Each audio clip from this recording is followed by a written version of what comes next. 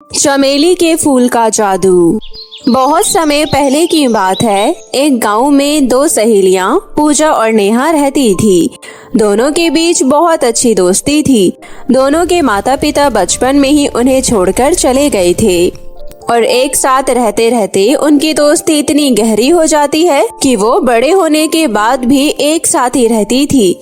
नेहा बहुत समझदार और मेहनती लड़की थी, जबकि पूजा आलसी और गैर जिम्मेदार लड़की थी। पूजा हमेशा से बिना कुछ करे सब कुछ पाने की कोशिश में रहती थी। नेहा अपने घर का सारा काम सुबह ही निपटा लिया करती थी और नाश्ता भी बना दिया करती थी और पड़ोस में ब्यूटी पार्लर में पूरा दिन काम करती थी और थक हार के अपने घर वापस लौटती थी।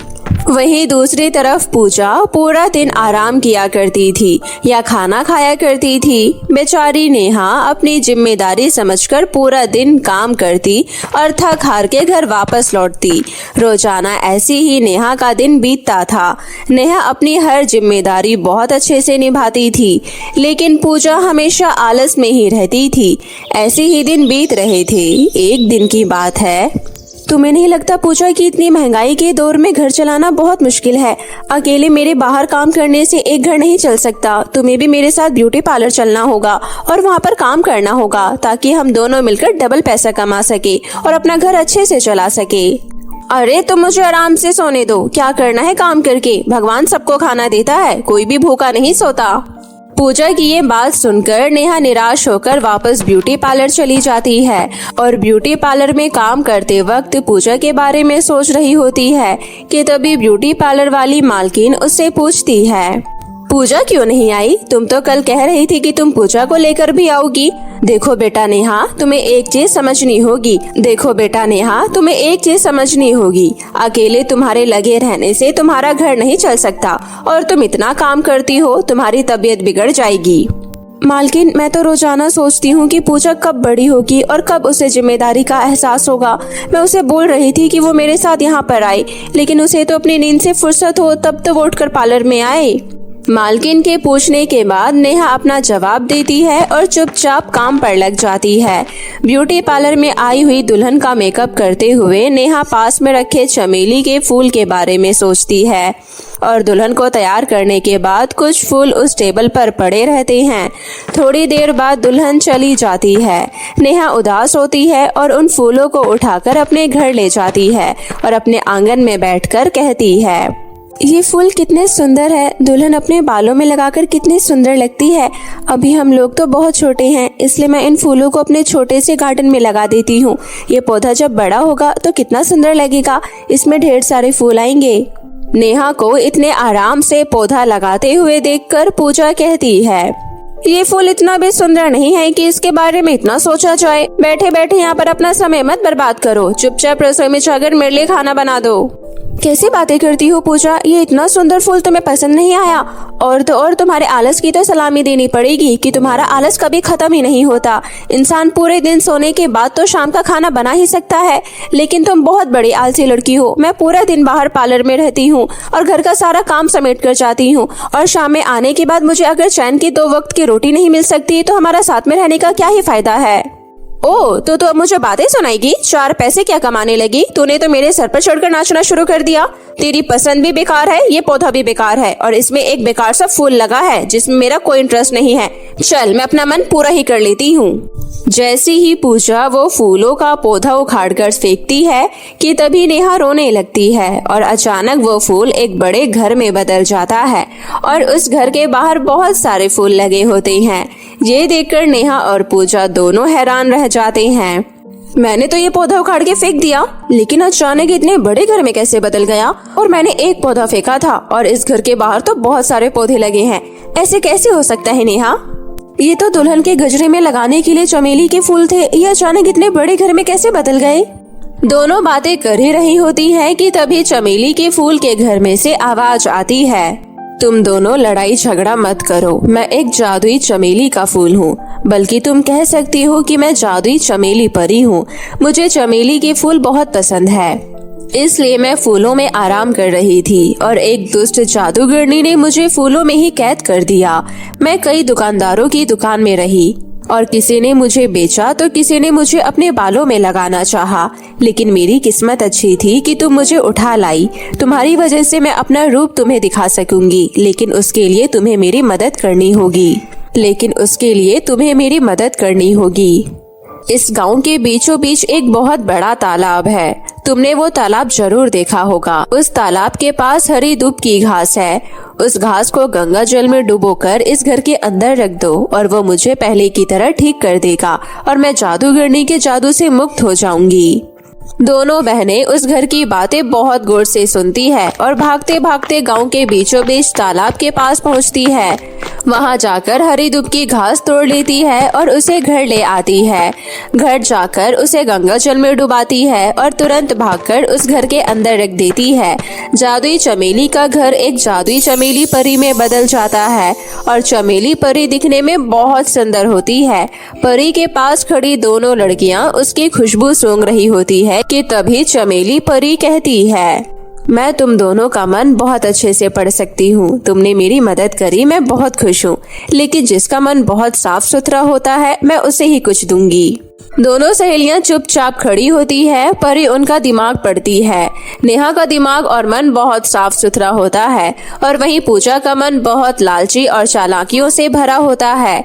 ये सब देखकर परी परख लेती है और नेहा से कहती है, तुम बहुत अच्छी हो नेहा, तुम्हारा दिल बहुत अच्छा है और तुम ईमानदार हो। तुमने हमेशा मेहनत का खाना सीखा। तुम्हारे मन में किसी बात की कोई लालच नहीं है, इसलिए मैं तुम्हें इनाम देना चाहती हूँ। तुमने मुझे आजाद कराया है, इसलिए ये लो जादुई घर। इसमें तुम आराम से रह सकती हो और तुम जब जो चाहोगी वो इस घर से कह देना। ये घर तुम्हारी हर इच्छा पूरी करेगा और तुम्हारी मनपसंद की चीज तुम्हें देगा, जिससे तुम्हें किसी बात की कोई प्रॉब्लम नहीं होगी। नेहा बहुत खुश होती है और परी का धन्यवाद करती है और खुशी खुशी उस घर में चली जाती है। लेकिन पूजा वहाँ से एक कदम नहीं हिला पाती, क्योंकि परी उसे उसके लालच की सजा देती है और उसे दुष्ट जादूगरनी के महल में काम वाली बाई बनाकर भेज देती है। इसके बाद पूजा उनके महल को संभालती है और सूखी रोटियां खाती है। वहीं दूसरी तरफ नेहा बहुत खुश होती है और हंसी खुशी अपनी जिंदगी जीती है। उस घर में नेहा को किसी बात की कोई कमी नहीं होती। नेहा सुकून से अपनी जिंदगी जीने लगती है। ये सब देखकर परी भी बहुत खुश होती है और परी अपने परीलोक पहुंच जाती है। परी का जादुई दर्पण। एक बार की बात है, एक सुनील नाम का आदमी अपनी पत्नी सुनैना के साथ रहता था। सुनील दिखने में बहुत हैंडसम था, परंतु गरीबी के चलते उसने कभी अपने जीवन में सपने पूरे नहीं कर पाए। सुनैना से शादी करने के बाद घर का खर्चा चलाने के लिए सुनील ने एक कंपनी में काम करना शुरू कर दिया और वहाँ सुनील को कंपनी की मालकिन पसंद कर लेती है। कंपनी की मालकिन का नाम बबीता था। बबीता सुनील को अक्सर काम के सिलसिले में देर तक अपने ऑफिस में ही रोक लिया करती थी और उससे मीठी मीठी बातें करती थी। धीरे धीरे दोनों एक दूसरे को समझने लगते हैं और एक दिन बबीता सुनील को शादी के लिए प्रपोज कर देती है। सुनील के आगे ये एक बहुत अच्छा मौका था और वो उस नौकरी को गंवाना नहीं चाहता था। सुनील अपने बारे में कुछ ना बताते हुए बबीता से शादी कर लेता है और कंपनी का मालिक बन जाता है। ये बात सुनैना को पता नहीं होती है। एक दिन सुनील सुनैना से मिलने के लिए घर जाता है। तब सुनैना उसे बताती है कि वो बाप बनने वाला है। सुनील महीनों में एक दो बार ही अपने घर आता था। जब उसे ये बात पता चलती है तो वो बहुत खुश होता है और रात को कोई बहाना लगाकर वहीं रह जाता है। ये खुशी वो सबके साथ बांटना चाहता था, लेकिन बांट नहीं पा रहा था। हे प्रभु, ये किस बड़ी दुविधा में मुझे डाल दिया है। इतनी बड़ी खुशी जो मैं किसी के साथ बांट भी नहीं सकता हूँ। ऊपर से मैं कैसे सुनैना को ये बताऊं कि उसके साथ कितना गलत हुआ है। मैं माफी के बिल्कुल काबिल नहीं हूँ। सुनील ये सब सोच रहा होता है कि तभी सुनैना बोल पड़ती है। आपको पता है, जब आप घर पर नहीं होते हो तो मुझे आपकी कितनी याद आती है, लेकिन क्या करे, दो वक्त की रोटी कमाने के लिए तो आपको बाहर जाना ही होगा। आप चिंता मत करिए, मैं अपना ध्यान रखूंगी और आपके इस बच्चे का भी। सुनील सुनैना के साथ हो रहे धोखे को बहुत अच्छे से जानता था और वो सुनैना को धोखे में नहीं रखना चाहता था। वो बस समय आने का इंतजार करता है कि वो एक दिन सुनैना को सब सच सच बता देगा। अगले दिन जब सुनील कंपनी जाता है तो कंपनी में बबीता ने चारों तरफ सजावट करवा रखी थी। ये सब देखकर सुनील को कुछ समझ नहीं आता है तो वो बबीता से बात करने के लिए कैबिन में जाता है। बबीता, ये कंपनी में इतनी सजावट किस बात की है? क्या हमारे किसी एम्प्लॉय का जन्मदिन है? नहीं नहीं सुनील जी, अगर मैं आपको सच सच बताऊं तो बात ये है कि मैं माँ बनने वाली हूँ और अब बाप बनने वाले हो। मैं इतनी खुश हूँ कि मैं आपको क्या बताऊं, इसलिए मैंने कंपनी में सजावट करवाई है और सभी एम्प्लॉय को मिठाई भी दी है। बबीता की माँ बनने की खुशी उसके चेहरे से छलक रही थी, पर सुनील को थोड़ा सदमा भी लगा। थोड़ी देर तक अपने आप को संभालते हुए सुनील बबीता को गले लगा लेता है और उसकी खुशी में शामिल हो जाता है। शाम को काम करने के बाद बबीता और सुनील गाड़ी में बैठकर अपने घर चले जाते हैं। घर जाकर सुनील बबीता के लिए पौष्टिक आहार बनाता है और उसे समय पर खिलाता है और उसका ध्यान भी रखता है। बबीता को अपनी इतनी परवाह करते हुए देखकर उसे बहुत अच्छा लगता है। यहाँ बबीता की देखभाल करने के लिए मैं मौजूद हूँ, लेकिन वहाँ सुनैना की देखभाल के लिए कोई भी नहीं है। वो बेचारी अपना ख्याल खुद रख रही है, पता नहीं कैसी होगी। काफी समय तक ऐसे ही चलता रहता है। सुनील बबीता का बहुत ध्यान रखता है और इसी तरह समय बीत जाता है और अब सुनैना और बबीता की एक ही अस्पताल में एक ही दिन डिलीवरी हो जाती है। सुनैना और बबीता दोनों को लड़की पैदा होती है। सुनील को बहुत खुशी होती है और वो ये निर्णय लेता है कि वो सभी को सब सच बता देगा। अपनी दोनों बेटियों को लेकर सुनील बहुत ज्यादा खुश था। उसने अपनी कंपनी में सभी मजदूरों को 1 महीने का बोनस दिया था और एक पार्टी रखी थी। उस पार्टी में उसने सुनैना और बबीता दोनों को गेस्ट बनाया था। दोनों एक दूसरे से अनजान थी। सुनैना और बबीता दोनों अपनी बेटी को लेकर पार्टी में आते हैं। तब सुनील दोनों को ये सच बताता है कि सुनैना सुनील की पहली पत्नी है और पैसों के लालच में वो बबीता से शादी कर लेता है। ये सुनकर तो सुनैना ये सदमा झेल नहीं पाती है और वो वहीं दम तोड़ देती है। इससे पहले कि उसे कोई संभाल पाता वो इस दुनिया से जा चुकी थी। सभी लोग खाना पीना खाकर पार्टी से अपने घर चले जाते हैं। बबीता कुछ दिन तक सुनील से नाराज होती है और सुनील अपनी बेटी को लेकर अपने घर में उसकी देखभाल करता है। कुछ दिनों बाद बबीता सुनील को माफ कर देती है और उसे अपने घर बुला लेती है। सुनील अपनी बेटी को भी बबीता के घर ले जाता है। बबीता को सुनील की बेटी बिल्कुल भी पसंद नहीं थी, जबकि सुनील की पहली पत्नी सुनैना की बेटी बहुत ज्यादा खूबसूरत, गोरी और मन भावुक थी। सुनील अपनी बेटी का नाम खुशी रखता है और दूसरी बेटी का नाम चंचल। वो दोनों को एक समान प्यार करता था, लेकिन बबीता खुशी को बिल्कुल भी पसंद नहीं करती थी। धीरे धीरे दोनों बहनें बड़ी होने लगी थी। चंचल को खुशी बिल्कुल भी पसंद नहीं थी, क्योंकि खुशी सभी की चाहत थी और वो सभी का आदर भी करती थी। दोनों बहनें एक ही स्कूल में पढ़ते थे। खुशी पढ़ने में अव्वल थी और चंचल का पढ़ने लिखने का बिल्कुल भी मन नहीं करता था। चंचल को स्कूल में कोई भी पसंद नहीं करता था और ना ही चंचल किसी से बात करती थी।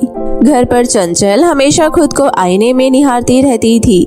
कभी अपने चेहरे पर बेसन लगाती तो कभी मुल्तानी मिट्टी, पर वो कभी अपने आप को खूबसूरत नहीं बना पाई। खुशी को ये सब देखकर बिल्कुल अच्छा नहीं लगता था। खुशी चंचल से बहुत प्यार करती थी, इसलिए वो चंचल का बहुत ध्यान रखती थी। समय पर उसे खाना देती थी और नए नए कपड़े उसे पहनने को देती थी। लेकिन जो कपड़े खुशी पर अच्छे लगते थे वो चंचल पर अच्छे नहीं लगते थे, क्योंकि चंचल रंग की सांवली थी। इसलिए उसे लगता था कि खुशी उसे जलाती है, इसलिए वो हमेशा उसके ऊपर दिखावा करने के लिए उसकी मदद करती रहती है। एक दिन खुशी घर के काम कर रही होती है कि तभी वहाँ पर चंचल आती है और खुशी से कहती है, खुशी जल्दी से मेरे अच्छे से बाल बना दे, मुझे पार्टी में जाना है। पार्टी में जाना है? पर कौन सी पार्टी में जाना है? मुझे तो इस बारे में कुछ नहीं पता है। हाँ, माँ ने मुझे ही साथ चलने को कहा है, क्योंकि अगर तुम वहाँ जाओगी तो घर के काम कौन करेगा, इसलिए तुम मुझे जल्दी से तैयार कर दो। तुम कुछ देर रुक जाओ, मेरे हाथ अभी गंदे हैं। मैं काम खत्म करके हाथ धोकर तुम्हारे पास वापस आती हूँ। मैं सब जानती हूँ, तुम मुझसे जलती हो, मुझे तैयार नहीं करना चाहती हो, है ना? नहीं चंचल, ऐसा कुछ भी नहीं है। तुम देख रही हो ना कि मैं घर के काम कर रही हूँ। घर के काम करते करते मेरे हाथ गंदे हो गए हैं। दोनों को बहस करता हुआ बबीता देख लेती है और वो आते ही खुशी को एक जोरदार चांटा मारती है और कहने लगती है, मैंने तुझसे कितनी बार कहा है कि जल्दी जल्दी घर के काम खत्म कर लिया कर। पूरा दिन बस मेरी बेटी से लड़ती रहती है। एक तो तुझे घर में खाने को दे रही हूँ, ऊपर से मेरी बेटी से जुबान लड़ा रही है। मेरे घर से अभी के अभी निकल जा। बबीता बहुत ज्यादा गुस्से में थी। वो सारा अपना गुस्सा खुशी के ऊपर निकाल देती है और खुशी को घर से बाहर निकाल देती है। खुशी अपनी माँ को उल्टा जवाब ना देते हुए घर से निकल जाती है और जंगल के रास्ते आगे बढ़ने लगती है। खुशी चलते चलते आगे जा रही होती है कि तभी रास्ते में खुशी को कुछ लोग दिखाई देते हैं जो जंगल में पेड़ों की कटाई कर रहे होते हैं। ये देखकर खुशी को अच्छा नहीं लगता कि लोग हरे भरे पेड़ों को काट रहे हैं। आप लोग इतने हरे भरे पेड़ों को क्यों काट रहे हो? आप जानते हो इन पेड़ों से हमें कितने फायदे होते हैं। इन पेड़ों से हमें खाने के लिए फल मिलते हैं और तो और सांस लेने के लिए ऑक्सीजन भी मिलती है। फिर आप ऐसा क्यों कर रहे हैं? अगर गांव वालों को पता चल गया तो वो आपको गांव से बाहर निकाल देंगे। खुशी जंगल में अकेली थी और वहाँ लोग 4-5 थे। खुशी को ऐसे बातें करता देख लोग डर जाते हैं और वो खुशी का मुंह बंद करने के लिए उसे पकड़ लेते हैं। इस लड़की का हमें कुछ करना होगा। अगर इसने गांव वालों को बता दिया तो गांव वाले हमें ये पेड़ काटने नहीं देंगे। मैं तो कहता हूँ इसे मार दो। अकेली होने की वजह से खुशी उन लोगों का कुछ नहीं कर पाती है और खुशी की मदद करने के लिए वहाँ पर एक परी प्रकट होती है। परी उन सभी लोगों को अच्छा मजा चखाती है और खुशी को उन लोगों से बचा लेती है। आप बहुत अच्छे हैं, आपने आज मेरी जान बचा ली। मैं तो इन लोगों को जंगल के हरे भरे पेड़ काटने से रोक रही थी। ये सब तो ठीक है, पर मुझे ये समझ नहीं आ रहा तुम इस घने जंगल में क्या कर रही हो? यहाँ तो अंधेरा भी होने वाला है। खुशी अपने साथ हुई सारी घटना परी को बताती है। खुशी, मैं जानती हूँ कि तुम गलत नहीं हो और न ही तुम्हारी बहन चंचल गलत है और तुम्हारी माँ बबीता वो तुम पर इतना गुस्सा इसलिए करती है क्योंकि सुनील ने उन्हें धोखा दिया है।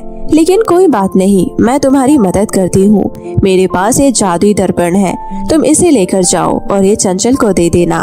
उसके बाद देखो सब कुछ ठीक हो जाएगा। खुशी परी से वो दर्पण ले लेती है और जंगल से बाहर आ जाती है। घर पहुंचकर खुशी चंचल को वो दर्पण दिखाती है। चंचल जैसे ही वो दर्पण में अपना चेहरा देखती है, चंचल खूबसूरत हो जाती है। अपने आप को खूबसूरत देख चंचल को बहुत अच्छा लगता है। उसके बाद खुशी चंचल को पूरी कहानी बताती है। चंचल को समझ आ जाता है कि जिससे वो पूरी जिंदगी जलती आई है वो बहन उसकी कितनी चिंता करती है और उसके लिए वो जादुई दर्पण लेकर आई है। चंचल अपनी बहन को गले से लगा लेती है। चंचल ये सारी बात जाकर अपनी माँ को बताती है।